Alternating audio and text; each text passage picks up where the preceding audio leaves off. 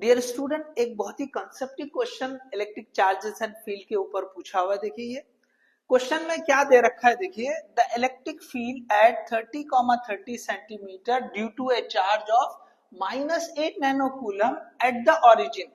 Okay, origin पे एक charge रखा है जिसकी वैल्यू कितनी है, -8 नैनो कूलम। ठीक है, अब देखिए कहां पे फील्ड पूछा है, तो 30, 30 ये जो है ना आपको कोऑर्डिनेट दे दिया। तो पहले हम यहाँ देखो ये एक्स वाई एक्सिस हमने ड्रॉ कर लिया। यहां से एक्स की डायरेक्शन में भी 30 सेंटीमीटर, तो 30 सेंटीमीटर कितना हो जाता है, 0.3 मीटर। ओके, तो ये एक्स भी 0.3 है और वाई भी 0.3 है, तो इंटरसेक्ट करेगा तो यहाँ पे आएगा point. So that will be 0.3, 0.3 metre. तो ये कोऑर्डिनेट है वो पॉइंट का जहां पे फील्ड पता करना है। तो फील्ड ओके किसी भी पॉइंट पे कैसे पता करेंगे, किसी चार्ज की वजह से। तो देखो उस पे अगर हम यूनिट पॉजिटिव चार्ज रखते हैं तो जिस डायरेक्शन में फोर्स लगेगी उसी डायरेक्शन में फील्ड आएगी। तो अगर यहाँ पे हम एक यूनिट पॉजिटिव चार्ज रखेंगे तो ये एक दूसरे को ऐसे रिपेल करेंगे। So this will be the direction. So ये जो है हमको पता करना है। अब देखिए ऑप्शन कैसे दिए, तो वेक्टर फॉर्म वाले दिए। आपको यहाँ पे सिंपली मैग्नीट्यूड पता नहीं करना है। अगर खाली मैग्नीट्यूड लेके देखेंगे तो आंसर रॉन्ग हो सकता है। ओके, आपको वेक्टर फॉर्म ही पता करना है। ओके, तो आई थिंक ये समझ में आया आपको। ये जो ओरिजिन है यहाँ पे चार्ज है, इस पॉइंट पे फील्ड पता करना है। तो चार्ज से जिस पॉइंट पे फील्ड पता करना होता है उसको हम आर बोलते हैं। और ये अगर वेक्टर फॉर्म में लिखे तो आर बार लिखेंगे क्योंकि इसकी डायरेक्शन ऐसी होती है। ठीक है ना भाई, यहां से पॉइंट की तरफ ही हम देखेंगे तो ये डिस्प्लेसमेंट मतलब वेक्टर हो गया, तो हम उसको आर बार लिखते हैं। ठीक है ना, मैग्नीट्यूड उसका आर रहेगा। अब देखिए यहाँ पे हमको जो वेक्टर फॉर्म में फॉर्मूला यूज होगा, हम क्या करते हैं, हमको इलेक्ट्रिक फील्ड का फॉर्मूला याद रहता, क्या रहता, तो हम पढ़ते E इज इक्वल टू के Q divide by are square. So ये स्केलर फॉर्म है, ये क्या है, this is we are having scalar form. लेकिन हमको चाहिए वेक्टर फॉर्म। हमको क्या चाहिए, वेक्टर फॉर्म चाहिए। तो वेक्टर फॉर्म हम क्या लिखेंगे, कैसे लिखेंगे, सो ये जो इलेक्ट्रिक फील्ड होगी E bar is equal to, vector का फॉर्मूला क्या होता है, basic formula magnitude into direction. तो मैग्नीट्यूड तो ये ई हो गया, इनटू डायरेक्शन कैसे लिखते हैं हम, ई कैप। तो ई क्या है यहाँ पे, तो ये है k Q divide by are square, ये हो गया मैग्नीट्यूड, इनटू ये ए क्या, ई कैप, तो ये डायरेक्शन। तो आपको ये इतना पता करना है। ठीक है, इतना पता करना है। अच्छा, ये जो ई कैप की डायरेक्शन है it is exactly same to this r bar. ये जो आर बार की डायरेक्शन है वही ई बार की डायरेक्शन है। तो हम यहाँ ई कैप के बजाय हम आर कैप भी लिख सकते हैं। तो आपको फॉर्मूले में जनरली ऐसे मिलेगा, e bar is equal to के Q divide by are square into r cap. क्यों आर कैप लिखा हमने, क्योंकि इलेक्ट्रिक फील्ड की डायरेक्शन जैसी है वैसी डायरेक्शन इस वेक्टर आर बार की भी है, तो हमने ई कैप की जगह आर कैप लिख दिया। ठीक है, अब देखो ये एक फॉर्मूला हम यूज कर ले सकते हैं। ओके, तो ये आपके पास आ गया। आप क्या करने का, आप यहां से तो आपने ये आर कैप और आर स्क्वायर फाइंड आउट करने का।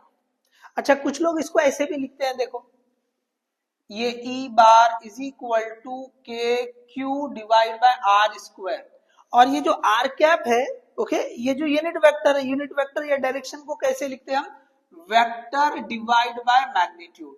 सो ये हो जाता k Q divide by r cube into r bar. तो आप ये वाला फॉर्मूला भी यूज कर सकते हैं। तो उसमें क्या है, हमको यूनिट वेक्टर फाइंड करने की जरूरत नहीं पड़ती। ओके, क्योंकि हमको यूनिट वेक्टर फाइंड करने के लिए वेक्टर चाहिए 4 बार। तो आप दोनों में से कोई भी प्रोसीजर यूज कर सकते हैं। ठीक है, तो मैं आपको आर बार भी लिख के बता दूंगा, आर और आर कैप भी लिख दूंगा। अब आप दोनों में से कोई भी फॉर्मूला यूज कर सकते हैं।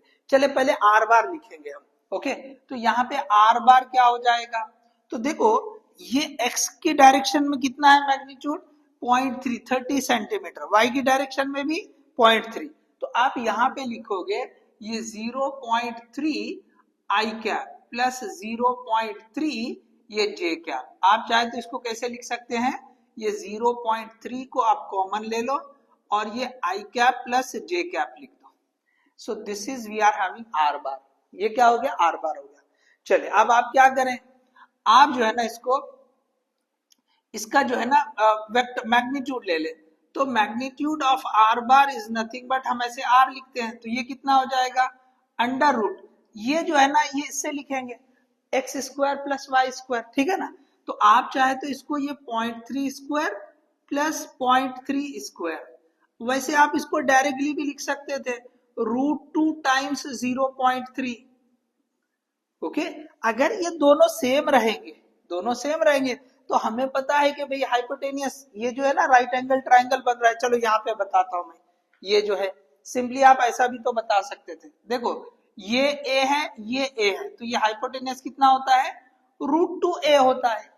तो वैसी है ना भाई, है ये 0.3 ये भी 0.3, देखो ये वाला ये है तो ये भी 0.3 ये भी 0.3 है, तो हाइपोटेनियस कितना हो जाएगा, सो दैट विल बी √2 टाइम्स 0.3, यही हमने लिख दिया √2 टाइम्स 0.3। तो अगर हम ये फॉर्मूला यूज करेंगे तो बस इन्हीं इंफॉर्मेशन की जरूरत है, आप वर्कआउट कर सकते हैं। अच्छा, अगर कोई ये बोले कि नहीं सर हम जो है ना ये वाला फॉर्मूला यूज करते हैं, तो आर कैप भी लिख देंगे। हम क्या करेंगे, हम आर कैप लिखेंगे। चलो आर कैप क्या होता है, तो आर कैप होता है आर बार बाय आर, तो यहाँ पे लिखेंगे r cap is equal to r bar by r. तो आर बार कितना है, तो आर बार ये वाला है, ये सॉरी ये लिख दो 0.3, ये आई cap plus J cap and divide by R कितना है, तो √2 इंटू 0.3, ये कैंसिल हो जाएगा और आपको मिलेगा ये आई cap plus J cap divide by √2। So this is we are having R cap, ठीक है। तो अब आपके पास सारी चीजें हैं, ठीक है ना। अब आप ये फॉर्मूला यूज करो या वो फॉर्मूला यूज करो, ठीक है। चलो अब जो है ना हम किसी एक से बताते हैं, दूसरा आप खुद कर लो, वैल्यू पुट करना है, कैलकुलेशन लगभग एक जैसे है, ठीक है। चलो कैसे करेंगे, चलो मैं ये वाला ऑप्शन ले लेता हूं। चलो सो ये e bar is equal to, ये वाले फॉर्मूले से बता रहे हैं सपोज हम, ओके। चलो ये कंफ्यूज नहीं हो जाना, सिर्फ बता रहा हूं, ठीक है।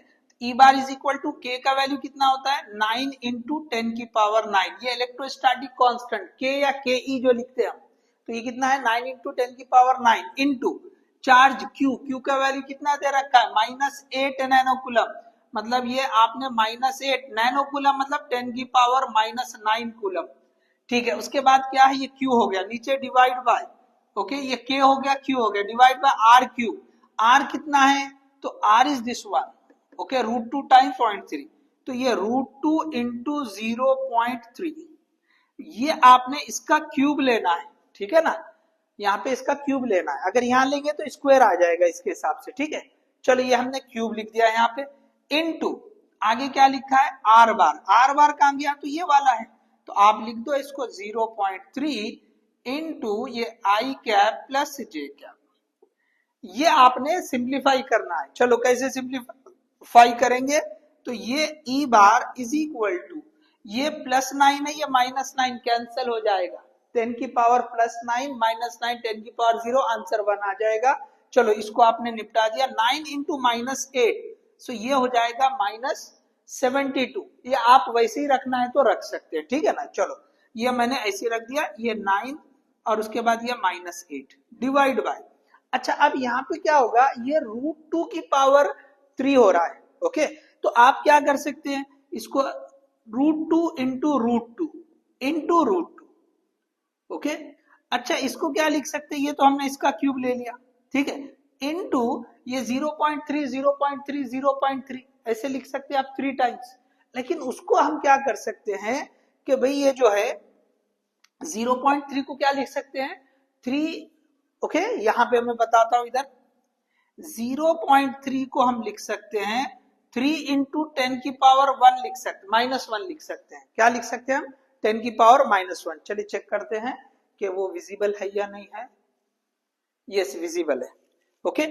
तो अगर हमको ये 0.3 का क्यूब लेना है तो आप क्या करेंगे 3 इंटू 10 की पावर -1 का क्यूब ले लेंगे, तो कितना हो जाएगा 3 का क्यूब, 3 इंटू 3 इंटू 3 तो कितना हो जाएगा 27 हो जाएगा, ठीक है ना। 3 इंटू 3 9, 9 इंटू 3 27, तो इसको हम लिख सकते हैं 27 इंटू 10 की पावर -3। तो अब आप ये 0.3 की पावर, ओके 0.3 की पावर, चलो एक स्टेप और लिखता हूं मैं 0.3 की पावर ये 3, तो ये हो गया आपका 9। अच्छा ऊपर ये अभी बचा है ना, ओके ऊपर क्या बचा है 0.3 0.3 इंटू आई कैप प्लस जे कैप, ठीक है, ये एज इट इज आएगा। चलो ये 9 इंटू -8, उसके बाद ये 0.3 इंटू ये आई कैप प्लस जे कैप, अब ये होल डिवाइड बाय, चलो इसको भी √2 इंटू √2 कितना होता है, तो 2 हो जाता है, तो 2 इंटू √2। चलिए कैलकुलेशन में पूरे डिटेल में बता रहा हूं इसलिए वक्त ज्यादा लग रहा है, ठीक है। अब ये 0.3 की पावर ओके 3 कितना हो रहा है, तो 27 इंटू 10 की पावर -3, यहां देखे कैलकुलेशन बताया मैंने उसके, ओके। अब आप सिंप्लीफाई कर सकते हैं, ओके, अब आप इसको सिंप्लीफाई कर सकते हैं। चले अब आप क्या करें, अच्छा इस 0.3 को भी आप क्या करो, ये जो 0.3 है इसको 3 इंटू 10 की पावर -1 कर दो, ये 0.3 को भी, ओके, 0.3 को भी लिख दिया, 0.3 की पावर 3 को भी लिख दिया, थोड़े से कैलकुलेशन आसान हो जाएंगे, ठीक है। अब आप क्या करें, ओके, अब देखिए 9 1 जा 9, 9 3 जा 27 और 3 1 जा 3, 3 3 जा 1, 3 1 जा 3, ये 3 1 जा 3 दोनों कैंसिल हो जाएंगे, ओके। चलो ये देख लो आप, इतना हो गया, ओके। अच्छा यहां पर भी एक कम कर सकते हैं हम, 2 1 जा 2, ये 2 4 जा, ओके, 2 4 जा, ठीक है, इतना क्लियर हो गया। चलो आप पॉज करके कॉपी करो, इसको पॉज करके कॉपी कर लो, ठीक है। चलो आपने कॉपी कर लिया, अब मैं इधर का रब कर दूं ये वाला हिस्सा, ठीक है, ये वाला हिस्सा रब करते हैं, ठीक है। चलो चलिए ये रब कर देते हैं। अच्छा ये क्वेश्चन, ये फिगर भी क्लियर है ना, ठीक है ना, इसको पूरे को रब कर देंगे तो हमको जो है ना पूरा लिखने आ जाएगा, ठीक है। चलो तो ये फिगर में रब कर देता हूं, चलो चलिए अब कहां पे हम, यहां पे देखो, ये इसको हम लिखते हैं पूरा, देखो ये कैलकुलेशन आप करना ठीक से बस, तो ई बार इज इक्वल टू, देखो यहां से बचा -4, उसके बाद ये बचा 10 की पावर -1, ठीक है, और ये बच गया आपका आई कैप प्लस जे कैप, ठीक है। नीचे क्या बच गया, ओके, सिंपली √2 बचा है, ये सिंपली √2 इंटू 10 की पावर -3 बचा है, देख लो आप क्लियरली देख लो, ये बचा है 10 की पावर -3 ऊपर ले गए तो +3 हो जाता, पहले से -1 है, -1 + 3 तो ऊपर हो जाएगा, ओके, -4 इंटू 10 की पावर 2, ये डिवाइड बाय ये √2 इंटू आई कैप प्लस जे कैप, 10 की पावर ऊपर -3 ऊपर जाके +3 -1 +3 -1 तो 2 बच जाएगा, +2 बच जाएगा, ठीक है। अच्छा 4 इंटू 10 की पावर 2 तो ये हो जाएगा -400 डिवाइड बाय √2 इंटू ये आई कैप प्लस जे कैप, बस इस यही आंसर है आपका। अच्छा यहाँ चेक कर लो, ठीक है, ऐसा नहीं, इसको लिखो आप ठीक से, तो कैसे लिख सकते हैं इसको, देखो ये -400 इंटू ये, सॉरी, -400 की जगह हम ऐसा लिख सकते हैं ना, 200 इंटू 2 डिवाइड बाय √2 इंटू ये आई कैप प्लस जे कैप, देखो बहुत छोटे छोटे कैलकुलेशन बता रहा हूं आपको क्लियर हो जाए पूरा, ठीक है। अब क्या करेंगे हम, ये 2 को 2 डिवाइड बाय √2 कितना होता, तो √2 होता, तो ये हो गया -200 और 2 डिवाइड बाय √2 होगा ये √2 इंटू ये आई cap plus J cap, so this is we are having the answer.